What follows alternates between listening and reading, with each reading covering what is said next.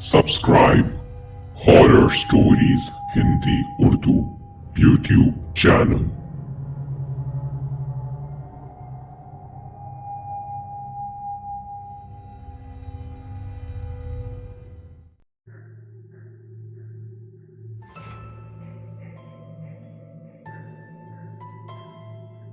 आकांक्षा पेशे से fashion designer थी।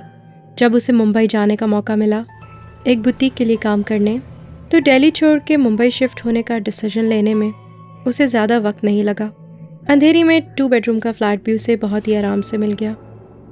फ्लैट उसने सेमी फर्निश्ड ही लिया था, क्योंकि उसका अपना भी काफ़ी सामान था, जो पैकर्स ने उसके पहुंचने के 4 घंटे बाद ही पहुंचा दिया था। पूरा दिन तो सामान को अनपैक करने में ही चला गया, लेकिन उसके बावजूद भी काम कंप्लीट नहीं हुआ। बाकी का सामान उसने अनपैक कर लिया और फिर दूसरे कमरे में सोने चली गई। दिन भर थके होने की वजह से अभी आकांक्षा की आंख लगी ही थी कि उसने एक आवाज़ सुनी, जो उस कमरे से आ रही थी जहां अनपैक्ड सामान रखा था।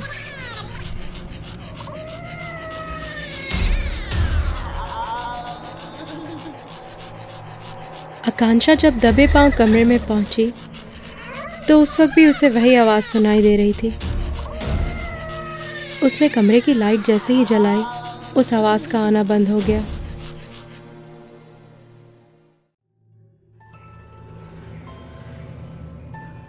आकांक्षा को लगा कि जो कुछ भी हुआ वो उसका वहम था, इसलिए उसने कमरे की लाइट दोबारा बंद कर दी। पर जैसे ही उसने लाइट ऑफ की, वो आवाज़ दोबारा से उसके कानों में गूंजने लगी। उस वक्त आकांक्षा को यकीन हो गया कि ये उसका वहम नहीं हो सकता। आकांक्षा ने कमरे की लाइट दोबारा जलाई और अपनी नज़र कमरे के चारों तरफ दौड़ाई। फिर अचानक न जाने उसको क्या सूझी कि उसने सामान के सारे बबल रैप्स निकाल के कमरे के बाहर रखे डस्टबिन में फेंक दिए।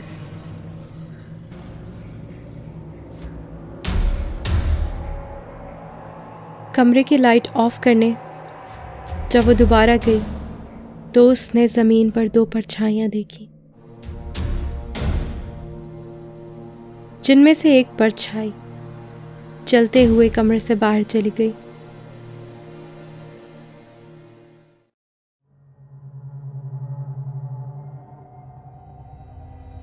आकांक्षा का गला डर से सूख गया था।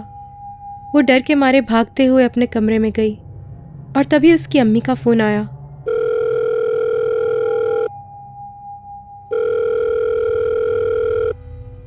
नेटवर्क में शायद कोई प्रॉब्लम होगी, इसलिए 3-4 बार कॉल ड्रॉप हुई और उसके बाद जाके माँ से बात हो पाई। आकांक्षा ने रोते रोते सारी बात अपनी माँ को बताई, जिसे सुन के माँ ने कहा कि बेटा, इसमें घबराने की कोई बात नहीं है। आइंदा से जब भी तुम्हें इस तरह किसी बात पे डर लगे तो घर की खिड़कियाँ थोड़ा थोड़ा खोल देना, ताकि ताज़ा हवा घर के अंदर आए। इससे तुम्हारी तबीयत में बहुत फ़र्क पड़ेगा। और जब भी डर लगे तो हर दिन ये करना। काफ़ी देर अपनी माँ से बात करने के बाद आकांक्षा को भी दिल ही दिल में थोड़ा सुकून मिला और उसकी आंखों में हल्की हल्की नींद बढ़ने लगी थी। तभी उसने फ़ोन रखा और सोने चली गई। अभी रात इतनी ज़्यादा नहीं हुई थी, सिर्फ 11 ही बजे थे। पूरे घर के सन्नाटे को सिर्फ एक ही चीज़ तोड़ रही थी, और वो थी घड़ी की आवाज़।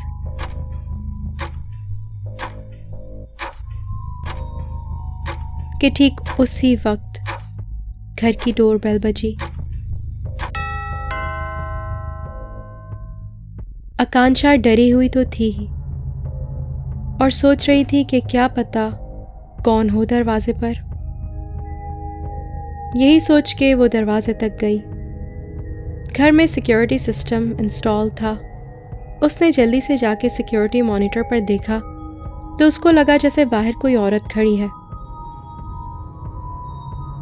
बाहर काफ़ी अंधेरा था, इसीलिए कुछ साफ दिखाई नहीं दे रहा था। बाहर कौन है ये देखने के लिए आकांक्षा ने दरवाजे के बाहर की लाइट जलाई। पर जब उसने लाइट जलाई तो अब बाहर मॉनिटर पर कोई नहीं दिखाई दे रहा था। आकांक्षा ने जैसे ही बाहर की लाइट स्विच ऑफ की उसे मॉनिटर पर फिर से बाहर खड़ी कोई औरत दिखाई दी और साथ ही कानों में डोरबेल की आवाज़।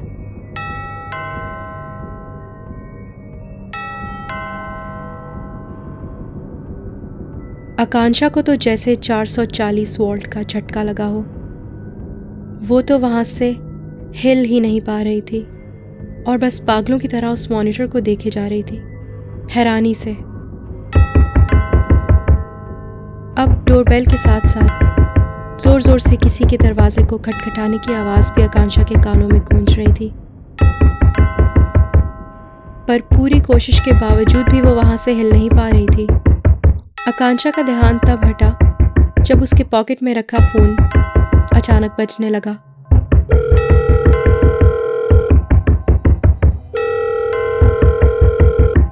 फ़ोन आकांक्षा की माँ का था। आकांक्षा ने जैसे ही फ़ोन उठाया, डोरबेल की आवाज़ और दरवाजे को खटखटाने की आवाज़ अचानक बंद हो गई। आकांक्षा ने फ़ोन उठा के जल्दी से अपनी माँ को सारी बात बताई। आकांक्षा बहुत ज़्यादा घबराई हुई थी और उसकी आवाज़ तो जैसे डर के मारे कांप रही हो। आकांक्षा की माँ ने आकांक्षा की हालत को देखते हुए कहा कि बेटा, इस तरह घबराने से कुछ नहीं होगा, तुम्हारी तबीयत और ख़राब हो जाएगी। इस बात से फ़ौरन अपना ध्यान हटाओ। शायद तुम बहुत ज़्यादा थकी हुई हो, इसीलिए तुम्हारे जहन में अजीबोगरीब ख़यालात आ रहे हैं। रात बहुत हो चुकी है, बस फ़ौरन अपने कमरे में जाओ, सोने की कोशिश करो और अब अपने कमरे से बाहर मत निकलना। आकांक्षा फ़ौरन से अपने कमरे में गई और उसने अपनी माँ से कहा कि पर आपने इस टाइम पे फ़ोन क्यों किया? तो माँ ने कहा कि पता नहीं क्यों मेरा दिल घबरा सा रहा था।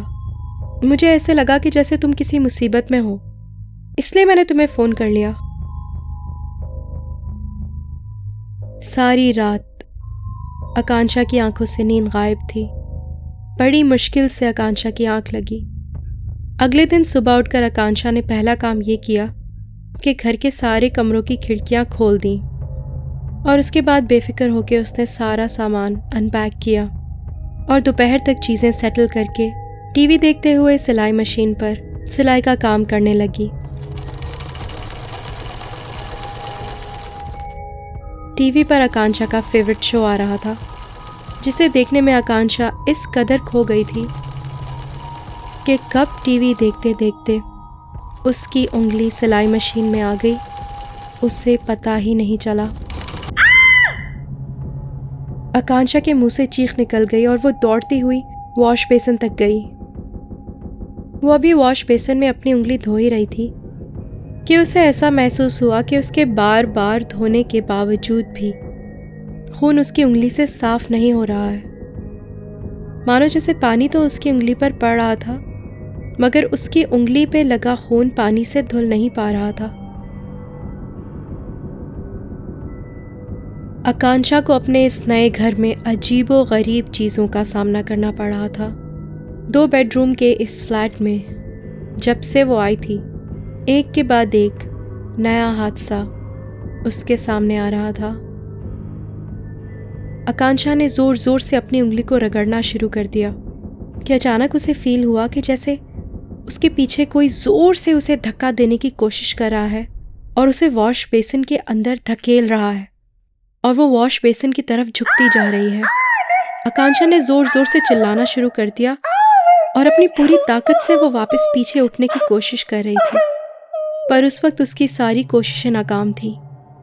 बार बार अपने आप को पूरे ज़ोर से पीछे धकेलने के बावजूद भी वो इस कैफियत से निकल नहीं पा रही थी, उस वक्त तक जब तक उसकी पॉकेट में रखा फ़ोन नहीं बजा।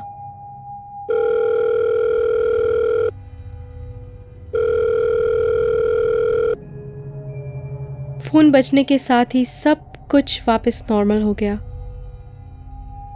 आकांक्षा भागते हुए कमरे में गई और फ़ोन उठाया। फ़ोन फिर से उसकी माँ का था। आकांक्षा ने रोते रोते अपनी माँ को सारी बात बताई।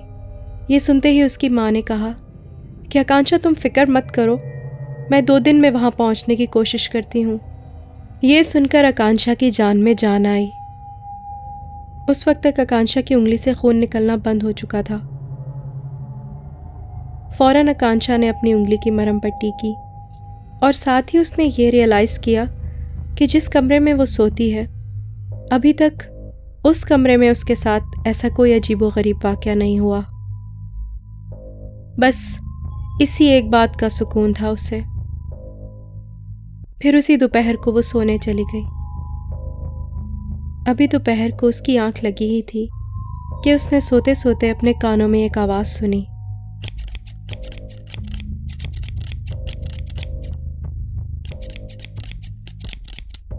आकांक्षा बहुत नींद में थी। सोते सोते ये आवाज़ सुन के उसे महसूस हुआ कि जैसे वो कोई ख्वाब देख रही है, पर जब नींद से उसकी आंख खुली तो अपने हाथ में कैंची देख के वो पूरी तरह से चौंक गई थी। उसने अपने बेड की साइड टेबल पर रखे हुए लैंप को ऑन किया तो उसके पैरों से जैसे ज़मीन निकल गई। पूरे कमरे में बाल ही बाल बिखरे पड़े थे। आकांक्षा के चेहरे पे खौफ तारी हो गया।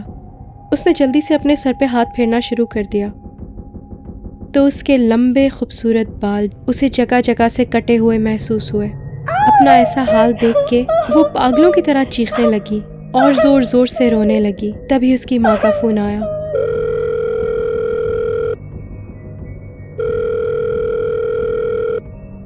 आकांक्षा ने रोते रोते अपनी माँ को सारी बात बताई। पूरी बात सुनकर उसकी माँ ने कहा कि आकांक्षा, ऐसा कुछ नहीं हुआ है, तुम ज़रूर कोई भयानक ख्वाब देख रही होगी।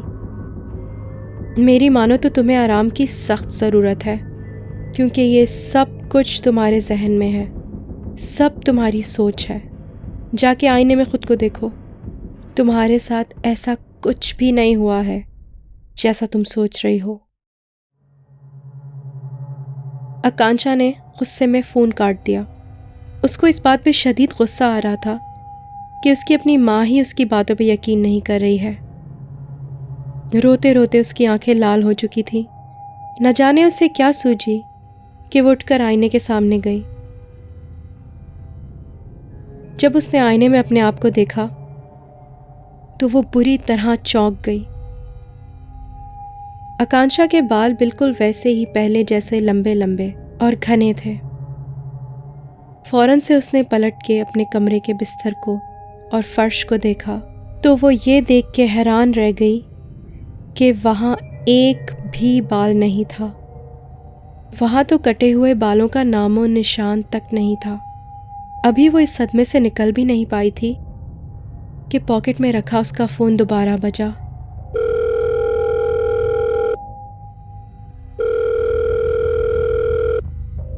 इस बार फ़ोन आकांक्षा के डैड का था, जो उसकी आवाज़ सुनते ही समझ गए थे कि कुछ तो है जो सही नहीं है।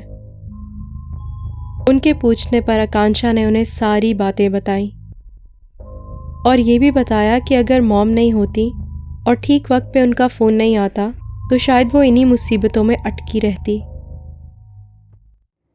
ये सुनते ही आकांक्षा के डैड ने एकदम चीखते हुए गुस्से से आकांक्षा को कहा, आकांक्षा, कितनी बार मैं तुम्हें समझाऊंगा, तुम क्यों नहीं इस चीज को मान लेती कि तुम्हारी माँ मर चुकी है। हाँ, ये अच्छा है कि तुम्हारी माँ हमेशा तुम्हारे साथ है, तुम्हारे ख्यालों में, मगर इस तरह एक मरे हुए इंसान को हकीकत का नाम देना तुम्हें पागल कर देगा। ये तुम्हारी बीमारी बनता जा रहा है। मैं हर दिन तुम्हें इस तरह पागलों की तरह नहीं समझा सकता कि तुम्हारी माँ मर चुकी है, मान लो ये बात। आकांक्षा ने रोते रोते फ़ोन डिस्कनेक्ट किया और उसके बाद अपनी रिसीव्ड कॉल्स की लिस्ट चेक की तो उसमें माँ का कोई नंबर ही नहीं था। अपनी इन्हीं उलझनों में आकांक्षा मज़ीद उलझती चली जा रही थी।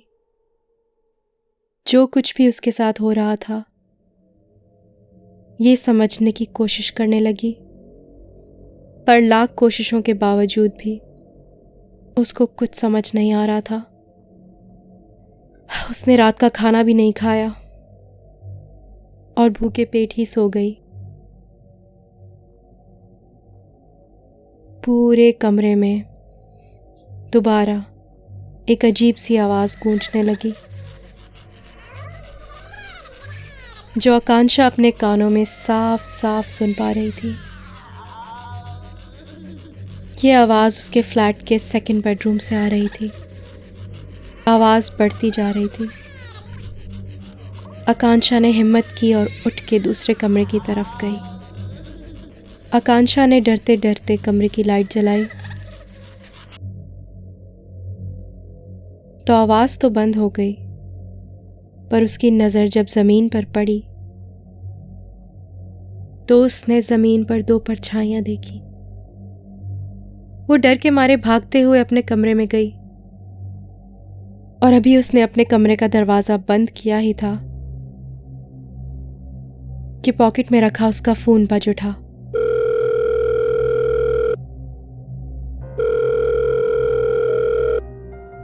नेटवर्क में शायद कोई प्रॉब्लम होगी, इसलिए 3-4 बार कॉल ड्रॉप हुआ और उसके बाद जाकर उसकी माँ से उसकी बात हो पाई। आकांक्षा ने रोते रोते अपने साथ हुई सारी बात अपनी माँ को बताई, जिसे सुनकर माँ ने कहा कि आकांक्षा, इसमें इतना घबराने की कोई बात नहीं है।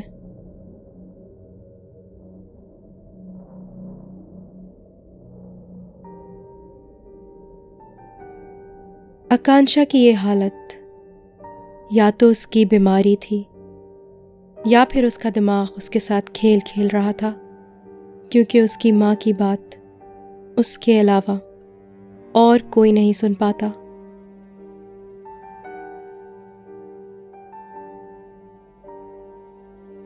इंसान का दिमाग वही सच मानता है जिसको वो खुद सच मानना चाहता है।